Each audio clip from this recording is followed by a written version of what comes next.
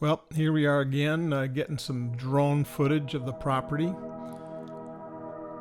using the MJX Bug 16. And as usual, we have a connection between my iPhone at the controller pad to the drone for about 100 feet. And once you get beyond 100 feet, the connection on Wi-Fi between the drone and your iPhone cuts out, and now you can no longer see what the video is capturing. So you got to set your camera, hopefully get in the angle that you want, and then you're pretty much flying blind. So pretty consistent results with it losing the video feed once you get up to maximum altitude. So I'm flying line of sight with just the direction that the drone is pointed in. So this is again the MJX Bugs 16 Pro. It's not a terrible camera.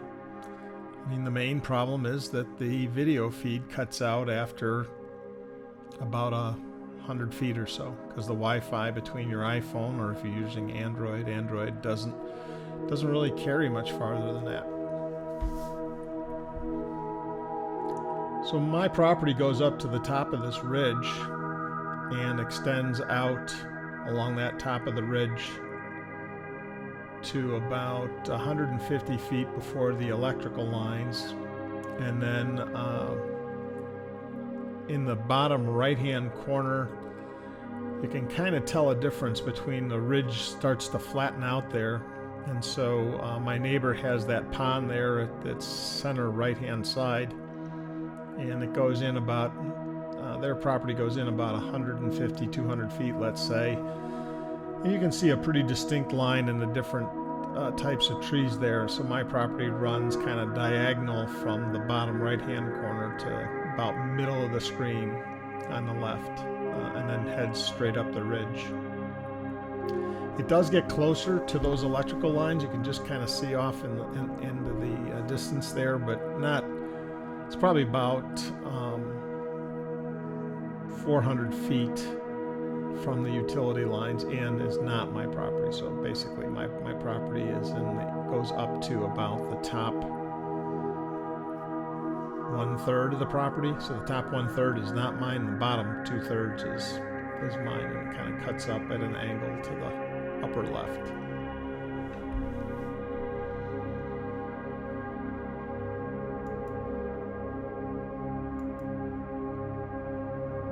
And again, unfortunately I'm flying by line of sight, so I don't know exactly what the camera is capturing. My neighbor's pond there off to the right.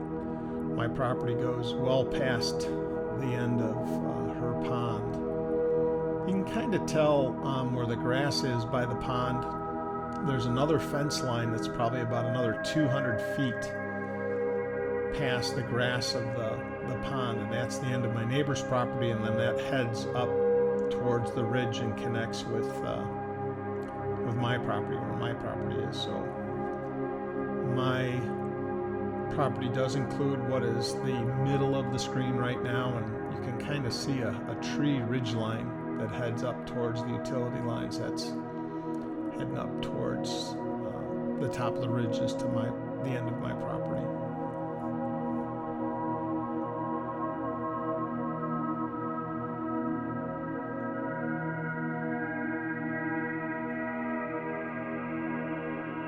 The wind this day was actually kind of strong, and the camera's doing a reasonably good job of capturing stabilization. I've had very mixed results with taking the MJX 16 Pro footage and running the stabilizer in Adobe Premiere against it. It, in general, actually makes the video look worse, in my opinion. So occasionally I will use Adobe Premiere with this video from the drone to just color balance or adjust brightness. But on this one, I'm just taking it raw. I just literally am tired of messing with this video from the drone, because it's just not worth the effort.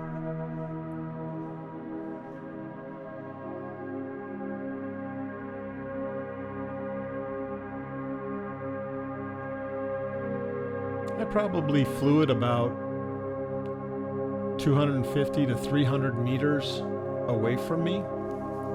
So the remote control does actually let you fly the drone relatively far away, you know, in excess of 300 meters probably. And you can still see it and see the basic direction that it's going. But your camera and the link to your iPhone or your Android phone really won't work. Now my property line is basically where that sunshine is. So you can tell there's kind of a change in the tree line there right as the sun is starting to creep onto the property. So those trees that are just in the sunlight now are actually on my property.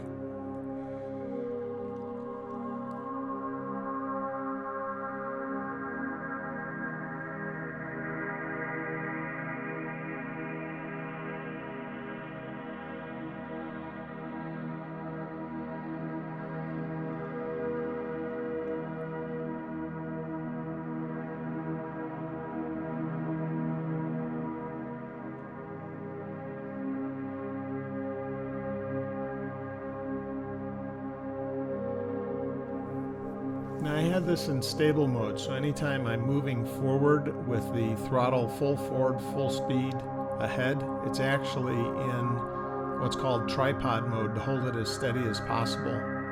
So it doesn't move forward very fast, but you'll see here when I reach 2 bars of battery, which is basically half the battery used up, it will sprint back to the home position. So it does not come back at the speed it flew out.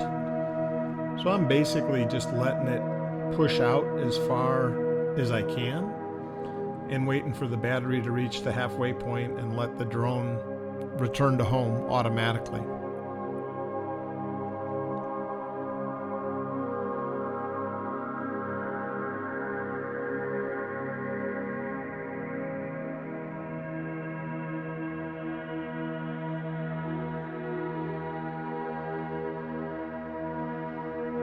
If you notice some of the different dips in the tree lines heading up towards the top of the ridge from the bottom right to the top left, that's actually because this ridge has multiple hills and valleys.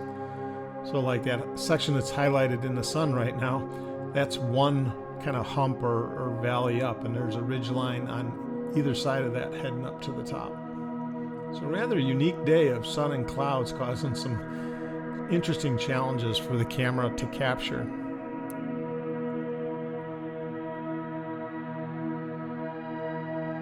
So the drone is returning automatically right now, and as you can see, it did not rotate and turn around to come back. It just starts backing up.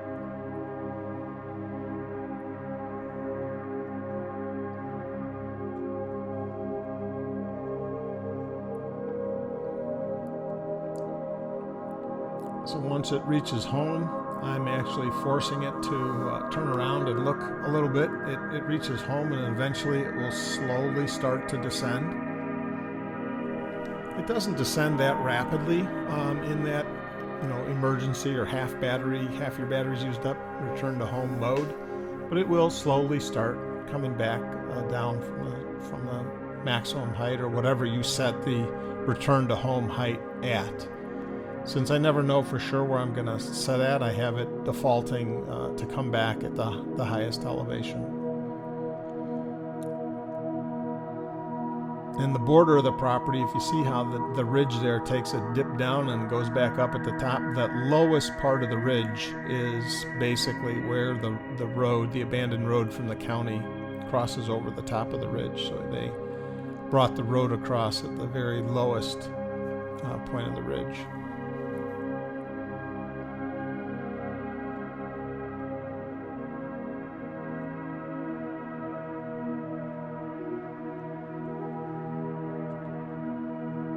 So I just let the drone basically start to come down on its own.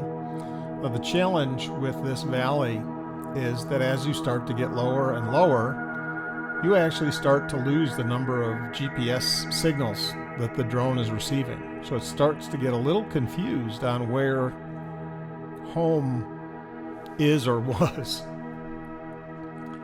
So while we took off in a pretty open area, it started to come down, and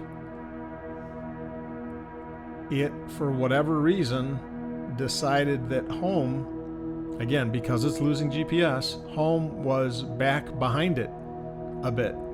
And you'll see here at the end, it's going to start to back up. And unfortunately, instead of landing in this nice clear area of road, it's going to back into a pine tree. It did survive the crash, though.